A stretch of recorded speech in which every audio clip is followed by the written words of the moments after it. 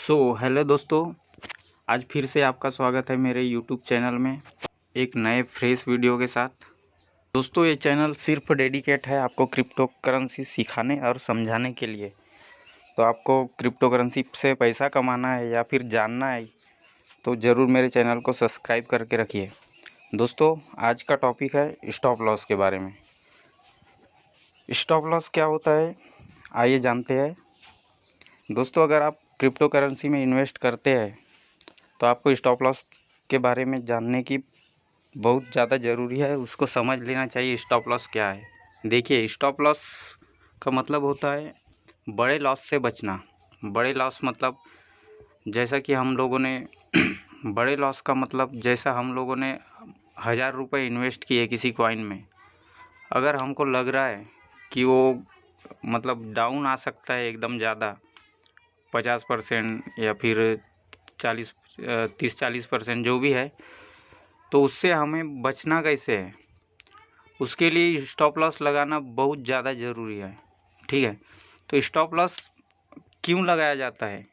Stop loss इसलिए लगाते हैं दोस्तों, जब भी हमें शॉर्ट टर्म के लिए हम किसी कॉइन को ख़रीद रहे हैं। शॉर्ट टर्म बोले तो आपको अच्छे से बता दूं कि शॉर्ट टर्म, मिड टर्म और लॉन्ग टर्म होता है। शॉर्ट टर्म मतलब जैसा हम लोग 20-25 दिन के लिए या फिर हफ्ते भर के लिए कोई कॉइन खरीद रहे हैं और हमको उसमें 15-20% प्रॉफिट लेके निकल जाना है, उस टाइम मोस्टली स्टॉप लॉस का यूज़ किया जाता है। अगर हम लॉन्ग टाइम के लिए इन्वेस्ट कर रहे हैं, जैसा 1 साल हो गया, 2 साल के लिए, तो स्टॉप लॉस लगाना कोई ज़रूरी नहीं है, क्योंकि हमको पता है कि 1-2 साल में वो प्रॉफिट देगा ही, तो कोई दिक्कत नहीं है स्टॉप लॉस लगाने। स्टॉप लॉस बस शॉर्ट टर्म में अपन कोई भी कॉइन खरीद रहे हैं, हमको 20-25% प्रॉफिट लेके निकल जाना है, उस टाइम ही स्टॉप लॉस का यूज़ किया जाता है। ओके। या फिर दूसरी बात, मार्केट एकदम ज़्यादा वॉलेटाइल हो, वॉलेटाइल मतलब ज़्यादा ही मतलब अप डाउन हो रहा है, उस टाइम स्टॉप लॉस का यूज़ किया जाता है। तो चलिए आज जानते हैं कि स्टॉप लॉस कैसे लगाया जाता है किसी भी कॉइन को बाय करते हैं। ओके, तो हम आएंगे एक्सचेंज में। देखिए, हमारा अभी बिटकॉइन का प्राइस चल रहा है BTC INR में 33 लाख रुपए। ठीक है, 33 लाख हमने बाय कर लिए, उसको बाय किए हुए है, मतलब 33 लाख प्राइस पे बाय कर लिए। अब हमको लग रहा है कि वो मार्केट में मतलब डाउन आ सकता है बहुत ज़्यादा, 25 लाख भी आ सकता है या 26-27 लाख आ सकता है। उस टाइम बहुत ज़्यादा हमारा नुकसान हो जाएगा, तो हम लोग स्टॉप लॉस लगाएंगे। स्टॉप लॉस लगाने के लिए देखो, सेल के नीचे यहाँ पे एक स्टॉप लिमिट का ऑप्शन है। तो क्या होगा, स्टॉप लॉस हम जब भी लगाएंगे तो ऊपर में जो स्टॉप प्राइस है, ठीक है, स्टॉप प्राइस पे अभी 33 लाख चालू है, तो हमको देखो, स्टॉप लॉस ज़्यादातर 5 से 10% डाउन पे लगाया जाता है। ऐसा नहीं कि ज़्यादा ही हम 15-20% पे लगाए, तो हम अपने हिसाब से कभी भी सेट कर सकते कहीं पे भी।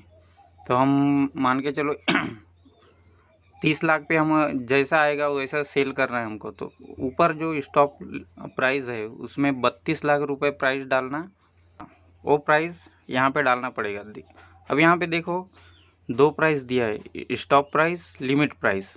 इसका मतलब बता देता हूँ कि पहले हमको एक अप का प्राइस सेट करना पड़ेगा। जैसे अभी 33 लाख रुपए चालू है, हमको सेल करना है कि अगर से 30 लाख पे आ गया तो वो हमारा ऑटोमेटिक सेल हो जाना चाहिए। ठीक है, तो उसके लिए क्या करना पड़ेगा, ऊपर में 31 लाख रुपए डालना पड़ेगा और जो नीचे है वहाँ पे 30 लाख रुपए डालना पड़ेगा। ठीक है, अब इसका मतलब क्या होता है, देखो 31 लाख रुपए हमने डाले और 30 लाख, वो तो सेल 30 लाख पे ही होगा, पर भैया ये ज़रूरत क्या थी 31 लाख रुपए डालने की?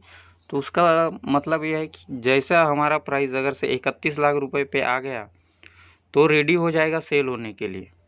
बट वहाँ पे सेल नहीं होगा, जब भी लिमिट पे आएगा प्राइस, जो 30 लाख जो भी प्राइस हम लोग डालेंगे, ठीक है, उस प्राइस पे सेल होगा वो। तो इसलिए 2 प्राइस कभी भी डालना पड़ता है।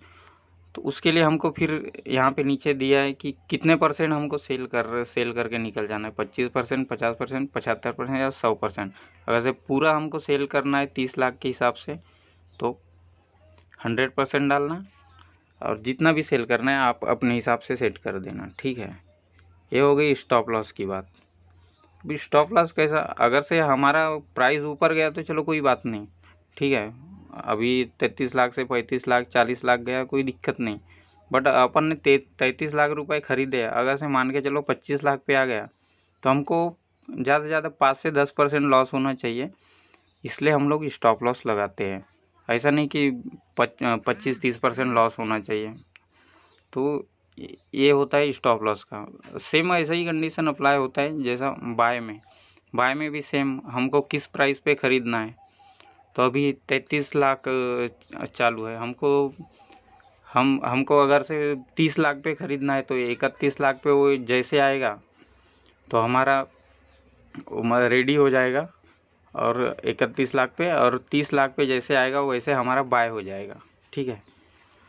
तो इसलिए हम लोग बाय प्राइस या स्टॉप लिमिट, स्टॉप लॉस दोनों लगा सकते हैं इसमें, ठीक है। ओके, जान लिए होंगे। आज ज़्यादा लॉन्ग वीडियो नहीं बनाता, आशा करता हूँ समझ गए होंगे। दोस्तों, स्टॉप लॉस की ज़रूरत आखिर हमें पड़ती ही क्यों है? चल, जैसा हमने किसी पर्टिकुलर कॉइन पे 1000 रुपये लगाए, ठीक है। अब हम सोचते हैं कि अगर से हमें लग रहा है कि मार्केट एकदम से 30-40% भी गिर सकता है या उससे बचना है हमको, तो हम लोग 10% पे स्टॉप लॉस लगाते हैं, ठीक है। तो 10% अगर से वो जैसा गिरेगा वैसा हमारा स्टॉप लॉस हिट हो जाएगा। हिट होने के बाद हमारे पास 100 रुपये हमारे चले जाएंगे, पर 900 रुपये बचा रहेगा। अगर से मान के चलो कि वो कॉइन का प्राइस 10% से ज़्यादा 30 या 40% गिर गया, तो 40% गिरा तो हमारा जो अमाउंट है वो सीधा 600 रुपये, 1000 रुपये का 600 रुपये बनेगा, ठीक है। बहुत बड़ा लॉस हो जाएगा। तो उसमें क्या करना पड़ता है, अगर अपन ने 10% पे सेट किए स्टॉप लॉस, तो हमारा हिट हो जाएगा और 900 रुपये बाहर हो जाएगा मार्केट से, ठीक है। INR में निकल जाएगा, वो बात हो गई। फिर क्या होता है, अगर से फिर ज़्यादा डाउन आ गया 40%, तो हमारे पास जो 900 रुपये बचे रहेंगे, हमको वो उस अमाउंट को फिर हम, अगर से डाउन आ गया तो उस अमाउंट पे, उस प्राइस पे और बहुत ज़्यादा डीप में भी हम बाई कर सकते हैं। इसलिए स्टॉप लॉस बहुत ज़्यादा ज़रूरी है। उसके लिए कैसा, देखो हमने 2 अमाउंट सेट कर दिए, उसके बाद 100% कर दिए या जितना भी, उसके बाद सेल कर देना, ठीक है। जैसा यहाँ पे अमाउंट डालना, मैनुअल डालना या फिर 100% डालना। अभी तो हमने कुछ खरीदे नहीं, जितना भी हमको 1000 रुपये, ठीक है। ये सेल करना, और सेल करने के बाद स्वाइप कर देना, ठीक है। उसके बाद एक कन्फर्मेशन के लिए बोलेगा, कंफर्म कर देना, ठीक है। हमने खरीदे नहीं, वेरिफिकेशन नहीं हुआ है ये अकाउंट का, इसलिए बस एग्जाम्पल के लिए बता रहा हूँ। तो ऐसा स्टॉप लॉस लगा लेना, ठीक है। कोई दिक्कत नहीं, समझ गए होंगे। ओके।